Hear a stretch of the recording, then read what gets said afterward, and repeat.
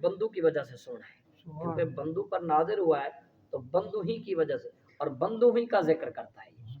اللہ پاک نے فرمایا وَلَقَدْ أَرْسَلْنَا رُسُلًا مِّن قَبْلِكَ وَجَعَلْنَا لَهُمْ أَزْوَاجًا وَذُرِّيَّةً، فرمایا اے محبوب آپ سے پہلے جتنے رسول گزرے تو ان کو بھی ہم نے بیویاں بھی دی تھیں اور بچے بھی دیے تھے۔ جناب کہ بیویاں اور بچے ہونا نبوت کے منصب کے منافی نہیں ہے، بلکہ تمام نبی صاحب اولاد تھے، تمام کی بیویاں تھیں۔ میں نے آپ کی خدمت میں کہا تھی کہ رسول اللہ صلی اللہ علیہ وسلم نے 11 شادیاں فرمائیں، اور جب سرکار نے اس جہان سے رحلت فرمائی تو اس وقت آپ کی 9 بیویاں موجود تھیں۔ سرکار صلی اللہ علیہ وسلم کی شادی کرنے کی وجوہات کیا تھی وہ میں نے آپ کی خدمت میں کچھ باتیں عرض کی تھی، ورنہ پوری بات عرض کرنے میں اتنا وقت نہیں ہوتا ہمارے پاس۔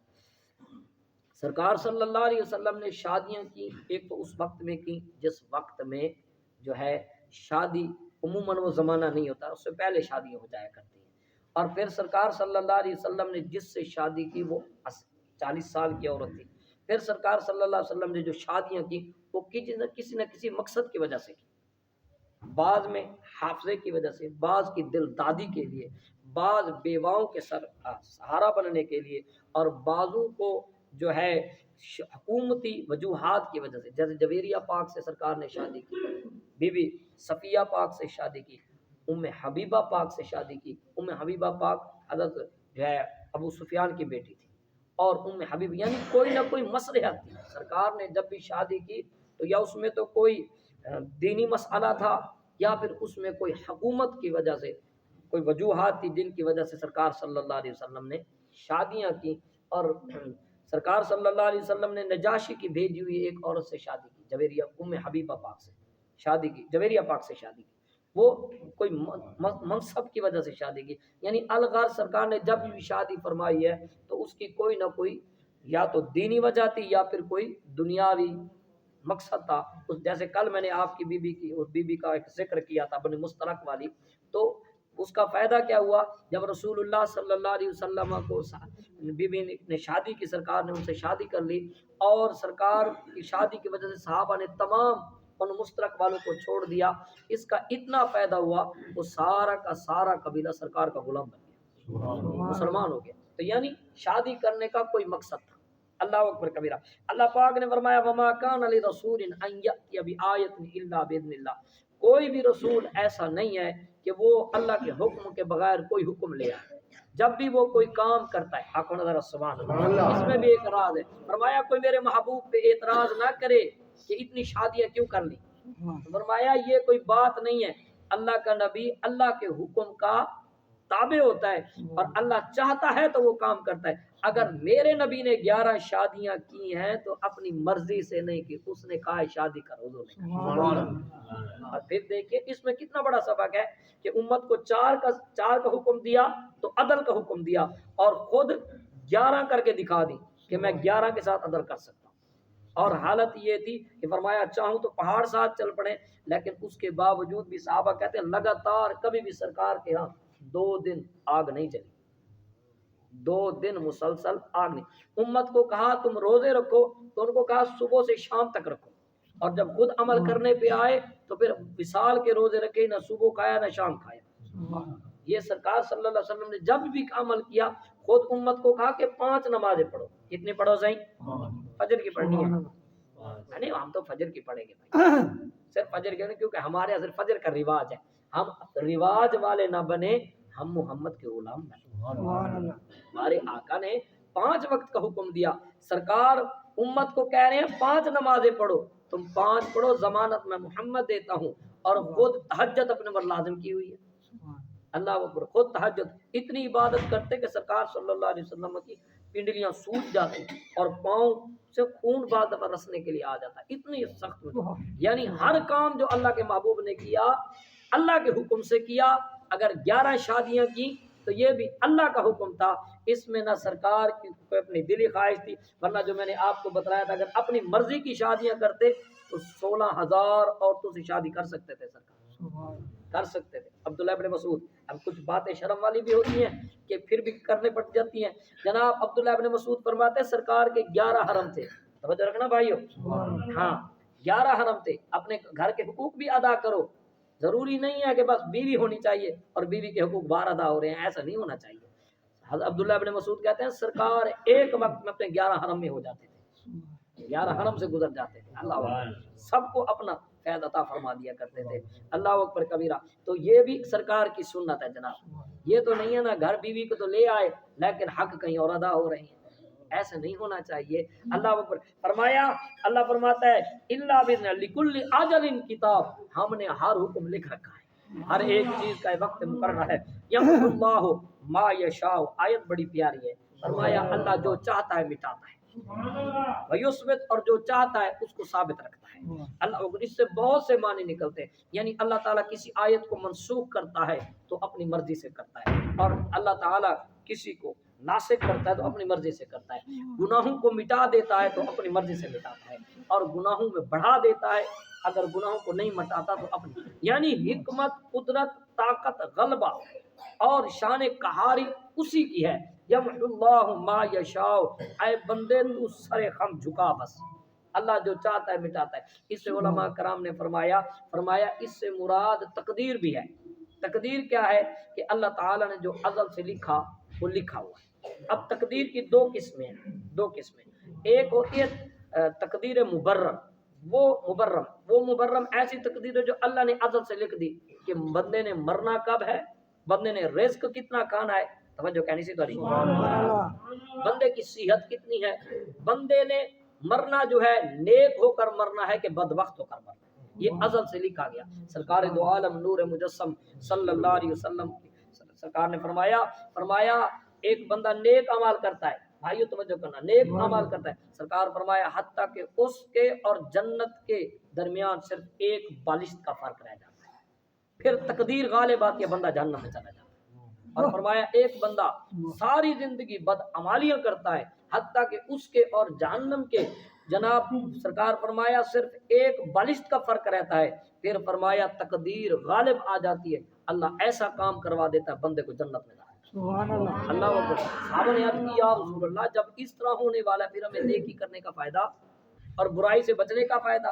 سرکار اب سننا میرے بھائیو، بات کو ذرا توجہ سے سننا، سرکار فرمایا جس کو اللہ تعالی جس مقصد کے لیے یا جس مقام کے لیے پیدا کرے گا اس میں وہ عادتیں پیدا کر دے گا۔ اگر کسی کو جنتی بنانا ہے تو پہلے جو کچھ تھا پھر اللہ تعالیٰ اس کی رہنمائی فرمائے گا، وہ جنتیوں والے کام کرے گا، اور جس کو اللہ تعالیٰ گمراہ کرے گے، جس کا انجام برا کرنے والا ہے، فرمایا چاہے وہ جتنا بڑا نمازی بن جائے آخر اس سے ایسا کام کروا دے گا، کہتے ہیں نا وہ ساری سرائے کے دادن نا کہ بدھنے بال پچڑی دے، تو یہ بھی ایسے ہی پتہ چل جاتا ہے بندہ عبادت بھی کرتا ہے زبان ٹھیک نہیں ہے اس کی، بندہ عبادت 5 وقت کر رہا ہے، نمازیں پڑھی ہوئی، تسبیح ہر وقت ہاتھ میں ہے، لیکن جب بھی منہ سے نکالتا ہے گارے نکالتا ہے، بدخوئیاں کرتا ہے، لوگوں کے لیے ہر وقت جڑیں کاٹنے کے لیے پھرتا ہے، لوگوں کے نقصان کرنے کے لیے ہر وقت تیار رہتا ہے، تو وہ بندے کو چاہیے کہ میں توبہ کر سکوں۔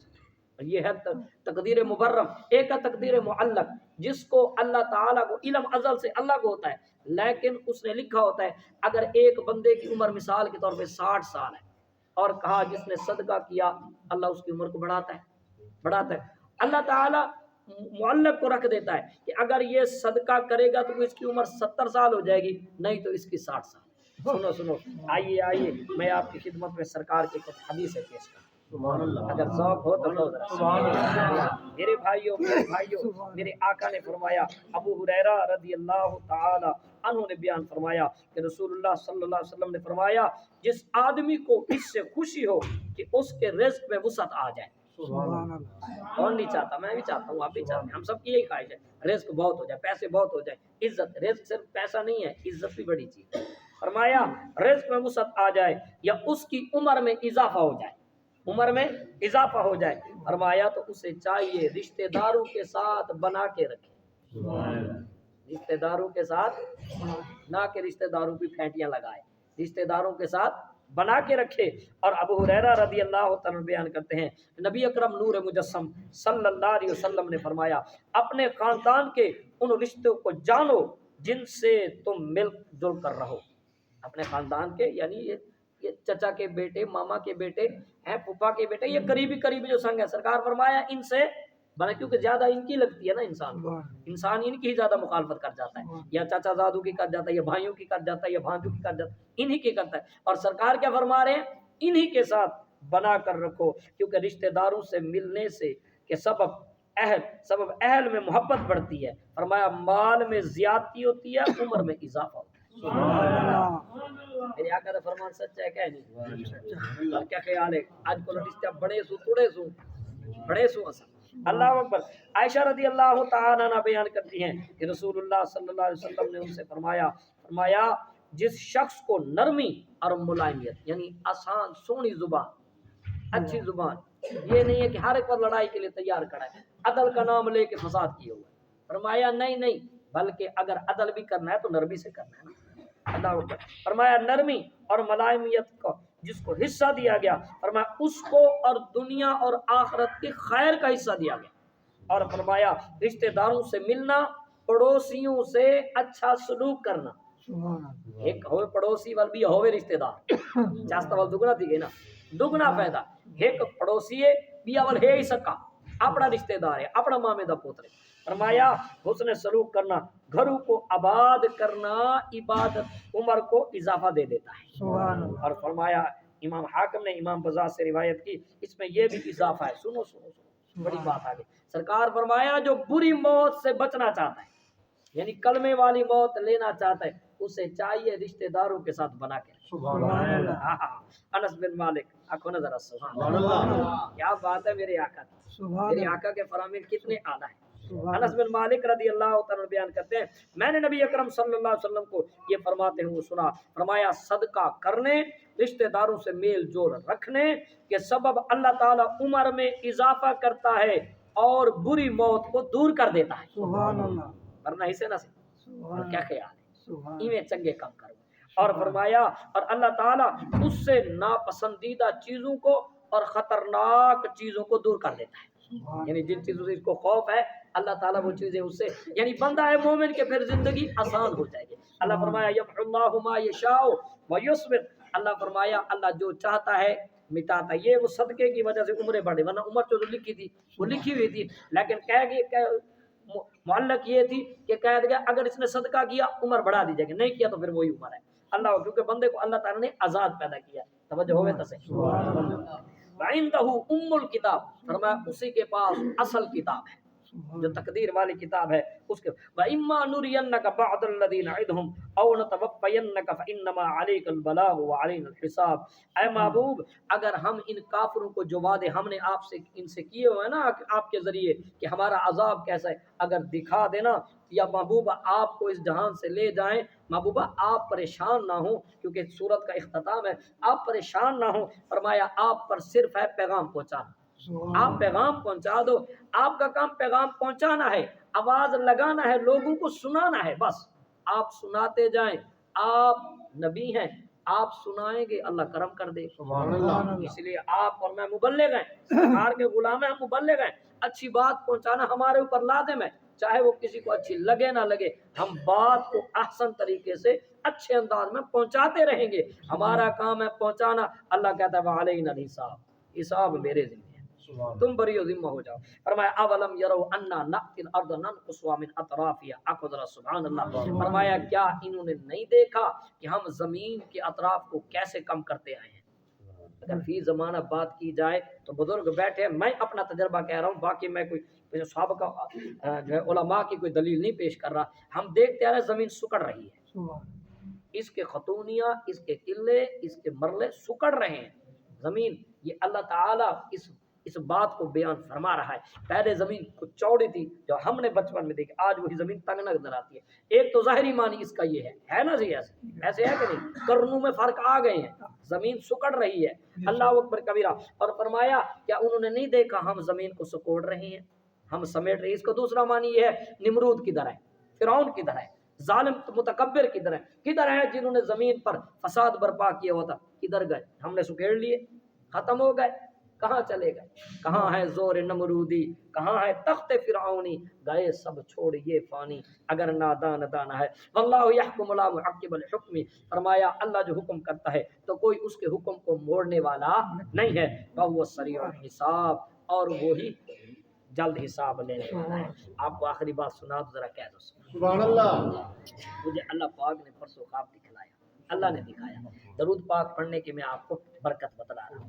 मैं देख रहा हूँ जी, मैं मदीने पाक गया हूँ, अल्लाह हम सबको दे, और मैं देख रहा हूँ वहाँ लोग बहुत से बैठे हैं, सरकार का बेड़ा सजा हुआ है, लोग बहुत से जमा हैं और सरकार की जात पे दरूद भी पढ़ रहे हैं, बातें भी हो रही हैं। तो मैं वहीं खड़े होकर कह रहा हूँ, या अय्युहल्लज़ीना आमनू ला तरफ़ऊ अस्वातकुम फ़ौक़ सौतिन नबिय्यि वला तजहरू लहू बिलक़ौलि कजहरि बअदिकुम लिबअद अन तहबत अअमालुकुम व अंतुम ला तशउरून। मैं सरकार के रोज़े पे खड़ा होकर कह रहा हूँ, ऐ ईमान वालो, सरकार की आवाज़ से अपनी आवाज़ को ऊंचा न करो। मैं इतना खुश हुआ, मैं क्या वाह मालिक, ये तेरे करम, हम क्या हैं, ये तू करम करता है तो जब तू रहमत करता है कुछ दिखा देता है। अल्लाह, ये सब अल्लाह के करम से होता है। और होते कैसे हैं? वो सरकार के दरूद से। अल्लाह ताला हम सबको अमल की तौफीक दे। तमाम हज़रात